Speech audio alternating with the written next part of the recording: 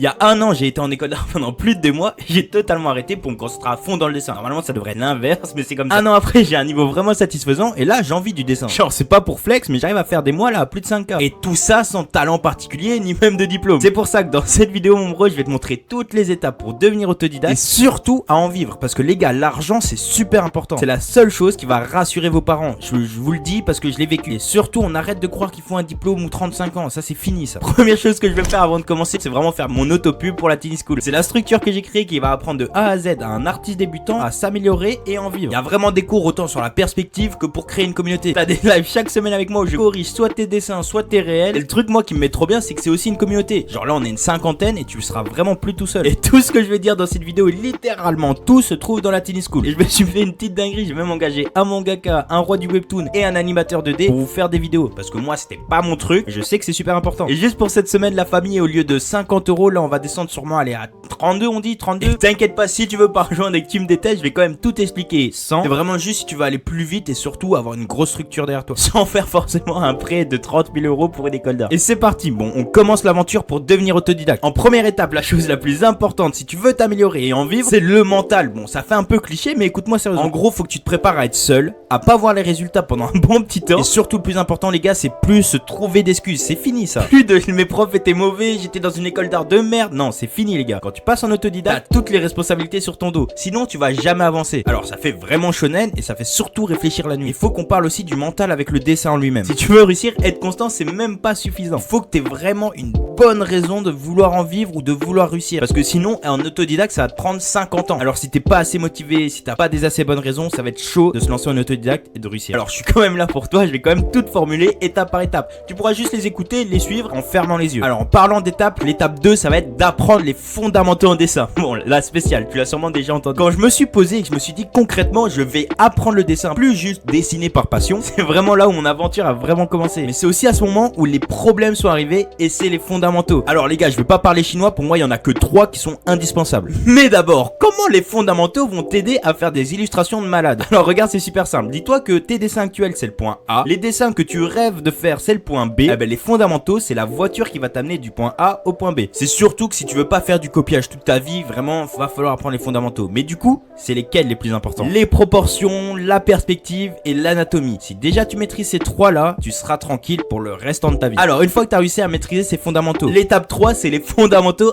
avancés. Oui bon, je t'ai menti, il y en a encore 2. Et c'est vraiment ces 2 là qui vont te faire passer dans une autre dimension. Pour te remettre dans le contexte, moi à partir des 3 premiers mois, je devenais ok sur les 3 fondamentaux précédents. Mais il manquait encore quelque chose pour vraiment être satisfait de mon niveau. Et c'était au niveau de la colo, les gars. Perso, j'ai toujours bavé comme un singe devant les illus de Riot. Du coup, fallait y remédier. Et là, la chose la plus importante en colo qui m'a pris 3 mois à comprendre, les gars, que je vais te dire direct, c'est que pour faire des colos de foot, tu dois juste apprendre les nuances de gris.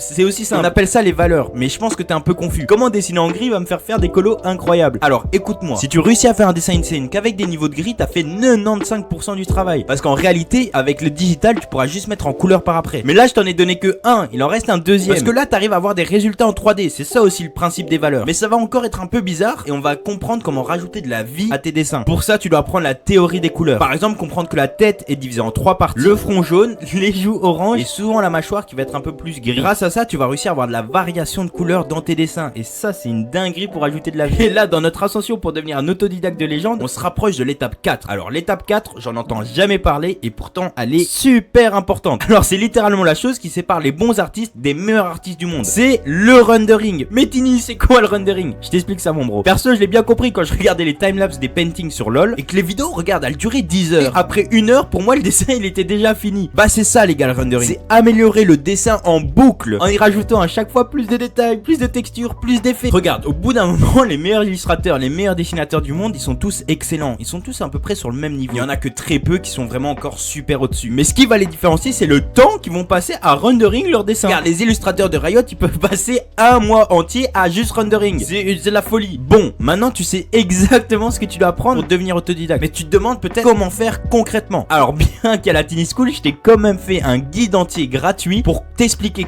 concrètement ce que tu dois travailler, genre des exercices. C'est dans la description, mon bro. J'espère que ça va vraiment t'aider. Parce que regarde, une fois que tu maîtrises déjà tous les fondamentaux, tout ce que je t'ai expliqué, tu vas pas commencer un nouveau job. Tu peux déjà en vivre. Et c'est pour ça qu'on est qu'à la moitié. Le plus important se passe maintenant. Pour moi, la vie c'est un marathon, tu vois, mais on essaye de finir en premier. Du coup, si tu veux en vivre le plus rapidement, on va pas chercher les studios. Non, et c'est tout le principe de l'étape 5. On va bombarder sur les réseaux sociaux. Si maintenant, moi, je réussis à vivre du dessin, c'est vraiment uniquement grâce aux réseaux sociaux. Alors, je vis pas encore des vues, on doit faire la nuance, mais de mon exposition. Surtout, faut qu'on remette un truc au clair, t'as pas besoin des 10 000, des 100 000 abonnés pour commencer à en vivre. Personnellement, je faisais déjà, je pense, 1000 euros, un truc ainsi, avec 3-4 000 abonnés. Mais alors, comment on fait du contenu qui fonctionne? Déjà, on va faire que des réels. Déjà, ça, c'est la base. Mais il va te manquer quelque chose, et c'est pour ça que je vais te présenter 3 leçons à absolument retenir. Première leçon, arrête d'être égoïste. Sur les réseaux et dans la vie en général, tu dois donner pour recevoir. La plupart du temps, tes vidéos fonctionnent pas parce que tu parles que de toi. Tu donnes aucun conseil. Et oublie pas, on n'est pas Squeezie. Personne va s'intéresser à toi si tu lui donnes pas une bonne raison. Du coup, fais du contenu pour les autres. Je sais que ça peut paraître bizarre, mais crois-moi que ça fonctionne. Deuxième leçon, si ta vidéo flop, c'est de ta faute. Aucune excuse. Regarde, on revient à la première règle, le mental. C'est pour ça que c'est aussi important. Regarde, si ta vidéo fonctionne pas, c'est à cause d'une seule chose. T'intéresses pas assez. Regarde, je te donne déjà moi mon script qui me fait 100 000 vues à chaque vidéo et c'est pas des blagues, hein. C'est pour te remercier d'être encore là. Et troisième leçon, tu dois pouvoir regarder tes propres vidéos. Celui-là, il est subtil mais super important. Souvent, tes vidéos ressemblent en rien aux autres vidéos sur la plateforme et c'est ça le problème. Inspire-toi au début des vidéos qui ont déjà fonctionné. Reprends l'idée et adapte-la à toi. Et petit tip, si tu veux savoir si ta vidéo aide vraiment, demande-toi si tu serais prêt à payer 5 euros pour la regarder. Bon, avec tout ça, il suffit juste que tu bombardes maintenant, t'as plus le choix mon frérot. Si dans un an tu veux plus être à la même place que maintenant, je t'ai tout donné mon gars. T'as plus aucune excuse. Première règle, ne plus jamais se trouver d'excuses.